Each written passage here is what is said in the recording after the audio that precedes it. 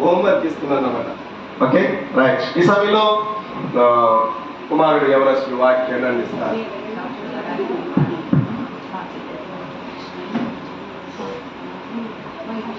ముందుగా సమస్త మహిమ ప్రభావములు మన యేసుకే చెల్లును గాక. ఆమె నాకు ఈ యొక్క అవకాశాన్ని ఇచ్చినటువంటి పెద్దనాన్న గారికి పెద్దమ్మ గారికి నా యొక్క హృదయపూర్వక వందనాలు తెలియజేస్తూ ఉన్నాను. అలాగే ఈ రోజు యొక్క కృతజ్ఞత కూడిక ఏర్పాటు చేసిన కుటుంబానికి కూడా నా యొక్క వందనాలు తెలియజేస్తూ ఉన్నాను. కాసేపు దేవుని యొక్క వాక్యాన్ని ధ్యానించడానికి ప్రయత్నం చేద్దాం. చిన్న ప్రార్థన చేసుకుని వాక్యంలోకి వెళ్దాం. స్తోత్రం తండ్రి, మీకే వందనాలు, స్తుతులు స్తోత్రాలు. గడిచిన కాలం నుండి ఇప్పుడు వరకు కాచుకోవడానికి మీకే వందనాలయ్యా. ఇది కొంతమంది ఇప్పుడు నీ యొక్క వాక్యాన్ని ధ్యానించినగా మీరే మా యొక్క అధికారం వహించమని అడిగిన అధికారం వదులుకుని శిరస్సు వరకు మీరే అధికారం వహించి మీ యొక్క పరిశుద్ధాత్మ ద్వారా సహాయం చేయమని యేసు నామములో అడిగినాం తండ్రి, ఆమేన్. ప్రతి తల్లిదండ్రులకి కూడా మనం చూస్తే వాళ్ళకి చాలా సంతోషాలు ఉంటాయి, కానీ జీవితంలో బాగా సంతోషపడే యొక్క సందర్భాలు రెండే ఉంటాయి. ఏంటి ఆ సందర్భాలు అంటే పిల్లలు పుట్టడం, పుట్టిన వాళ్ళు ప్రయోజనకరంగా ఉండడం. ఎప్పుడు బాగా తల్లిదండ్రులు బాగా సంతోషంగా ఉంటారంటే ఈ యొక్క సందర్భంలోనే. ఇంకా చాలా సందర్భాల్లో ఉంటారు, కానీ బాగా సంతోషంగా ఉండేది ఇదే. ఎందుకనంటే ఒక చిన్నపిల్లల్ని కనడం, అలాగే వాళ్ళే ఎలా పెరిగారు, పెరిగిన తర్వాత ఎలా ప్రయోజనకరంగా అయ్యారు, వాళ్ళ ద్వారా వాళ్ళ నా యొక్క కుమారుడు ఇలా అయ్యాడు అని చెప్పుకునే సామర్థ్యం అప్పుడు వాళ్ళకి వస్తుంది. అలాగే వాళ్ళ యొక్క సందర్భంలో బాగా సంతోషపడతారు. కానీ తన యొక్క చిన్నారి ఎవరైతే పిల్లలు పుట్టారో శిశువుగా ఉన్న బాలికలు ఎదుగుతారు. ఎదిగిన తర్వాత తల్లిదండ్రులకు తెలియదు, లేదా తెలివి తక్కువగా వాడుగా ఉంటాడో తెలియదు. కానీ ఒకటి తెలుసు, ఏంటి, ఇందులో ఏదో ఒక రకంగా ఉంటాడు. అంటే ఉంటే పొడుగ్గానే ఉండొచ్చు, తెలివైన వాడుగా ఉండొచ్చు, లేదా తల్లిదండ్రులకు మంచి పేరు తెచ్చేవాడుగా ఉండొచ్చు, లేదా తల్లిదండ్రులకు పేరు తెచ్చి రాకుండా కూడా ఉండొచ్చు. అంటే ఆపోజిట్ గా కూడా ఉండొచ్చు అని మనం ఇక్కడ ఆలోచించాలి. కానీ ఇది ఎవరి ద్వారా సాధ్యం అంటే తల్లిదండ్రులు ఏం చేయాలి, వారి యొక్క పిల్లల్ని సరైన మార్గంలో నడపడానికి ప్రయత్నం చేయాలి అన్న ఆలోచన వాళ్ళకి వస్తుంది. అందుకే ఒక వాక్యం చూద్దాం. సామెతల గ్రంథము 22వ అధ్యాయము, సామెతల గ్రంథం 22వ అధ్యాయము 6వ వచనం. బాలుడు నడవలసిన త్రోవను వారికి నేర్పము, వాడు పెద్దవాడైనప్పుడు దాని నుండి తొలగిపోడు. ఈ యొక్క వచనం మనం బాగా సుపరిచితమైన వచనమే. ఏంటంటే ఎక్కువ ఈ వాక్యం కూడా మనకు తెలిసే ఉంటుంది. ఈ వాక్యం మ్యాక్సిమం ఎప్పుడు ఉపయోగిస్తారంటే ఏదైనా బర్త్డే రోజే ఉపయోగిస్తారు. కానీ ఇది ఎప్పుడైనా ఉపయోగించవచ్చు అంటే ప్రతి తల్లికి, అంటే ఎప్పుడైతే గర్భఫలం ఆయన బహుమానం కాబట్టి ఆ బహుమానం చేతికి వచ్చిన తర్వాత కూడా చెప్పొచ్చు. అంటే కొద్దిగా లోతుకి వెళ్దాం. బాలుడు నడవలసిన త్రోవ వానికి నేర్పము. ఈ వచనం ఎలాంటిదంటే ఒక ప్రోత్సాహకరమైన వచనం. అంటే ఇద్దరు పరిగెడుతున్నారు అనుకోండి, ఇద్దరు పరిగెడుతున్నప్పుడు ఎవరో ఒకరు నగ్గాలంటే ఇద్దరు పరిగెడుతున్న పక్కన వాళ్ళు ఏం చేస్తారు, ఎంకరేజ్ చేస్తారు. అంటే ఇది అలాగే వేరే వాళ్ళు తల్లిదండ్రుల్ని ఎంకరేజ్ చేస్తారు. ఏమని, మీ యొక్క పిల్లల్ని ఎలా నడపాలి, మంచి మార్గంలో నడపాలి, అది నేర్పాలి. ఎలాగ చూడండి, బాలుడు నడవలసిన త్రోవను వానికి నేర్పాలి.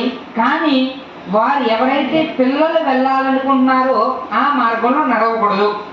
అంటే పిల్లలు ఏదైతే మార్గంలో వెళ్ళాలనుకుంటున్నారో వాటి వెళ్ళకూడదు. కానీ ఎలా ఉండాలి, తల్లిదండ్రులు మంచి మార్గంలో నేర్పాలి. ఒక చిన్న ఉదాహరణ చెప్తాను. ఏంటి ఆ ఉదాహరణ అంటే, ఒక ఏనుగు ఉందంటాను, ఏనుగు పిల్ల. ఆ పాపం అది అడవిలో నడుచుకుంటే వెళ్తుంటే దానికి బాగా దాహం వేసిందంట. దాహం వేస్తే ఏం తాగుతారండి, ఖచ్చితంగా నీళ్ళు తాగుతారు. నీళ్ళు తాగడానికి వెళ్ళినప్పుడు ఒక చెరువు కనపడింది. ఏం చేసిందంటే ఆ ఏనుగు వెళ్ళి దాహం వేసి చెవు పెట్టిందంటండి. చెవు పెడితే నీళ్ళు తాగలేము, కానీ నీళ్లు తాగడం అవ్వలేదు. తర్వాత మళ్ళీ ఏం చేసిందంటే కాలు పెట్టింది ఆ యొక్క చెరువులో. నీళ్లు తాగలేదు. తర్వాత తన తల్లి వచ్చి ఏం చేసిందంటే ఆ యొక్క ఏనుగు పిల్ల యొక్క తొండం తీసి ఆ వాటర్లో వేసింది. అప్పుడు నీళ్ళు తాగలదా అంటే ఖచ్చితంగా తాగలదు. అంటే పిల్లవాడు బాగుపడాలంటే ఎవరు చెప్పాలి, ఖచ్చితంగా తల్లిదండ్రులే చెప్పాలి. తల్లిదండ్రులు చెప్పిన దాన్నే ఏం చేయగలరు, పిల్లలకి సఫలం అంటే సక్సెస్ అనేది కనిపిస్తుంది.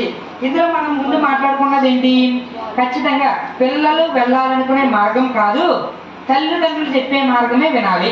అంటే ఇక్కడ ఏంటంటే పిల్లలు ఏం ఆలోచిస్తారంటే ఏజ్ లిమిట్ కొలిది మన యొక్క ఆలోచన మారుతూ ఉంటుంది. చిన్నతనంలో ఒకలాగా ఉంటుంది, యూత్కి వచ్చేటప్పుడు ఇంకొక విధంగా ఉంటుంది, ఇంకా పెద్ద ఎదిగే కొలిది ఆ యొక్క మన యొక్క మనసు మెంటాలిటీ అనేది మారుతూ ఉంటుంది.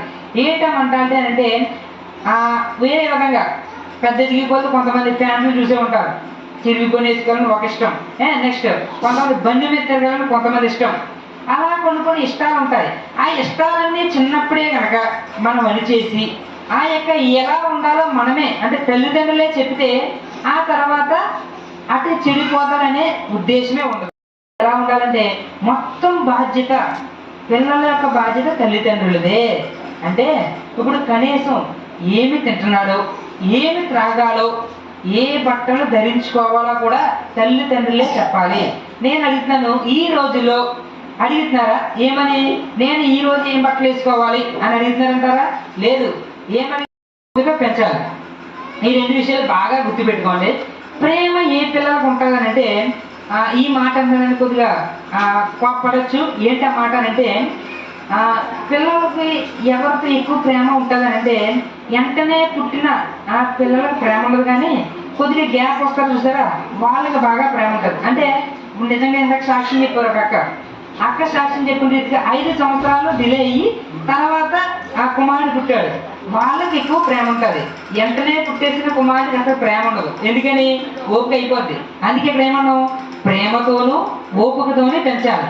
ప్రేమ ఉంటే ఓపిక ఉండదు, ఓపిక ఉంటే ప్రేమ ఉండదు. రెండు ఉంటేనే మన పిల్లలంతా బాగుపడతారు. చిన్న ఉదాహరణ ఏంటంటే రీసెంట్గానే జరిగిందండి. ఓపిక అనే దాని విజయవాడలో చేస్తారండి. ఆయన ఇంటి పక్కనే పక్క గదిలో ఒక అన్నయ్య ఉన్నాడు. అలా ఆయన డ్యూటీకి వెళ్ళిపోయాడు. ఆ అక్క ఏం చేస్తుందో మనకు తెలీదు. పిల్లడు ఏం చేస్తాడంటే కిందకు వచ్చి ఆడుకుంటున్నాడంట. ఆడుకుంటే కనీసం చూడాలి కదా, పిల్లడు అన్నప్పుడు కనీసం చూడాలి. ఆవిడ చూడలేదు, అంటే ఆడుకుంటానే ఉన్నాడు.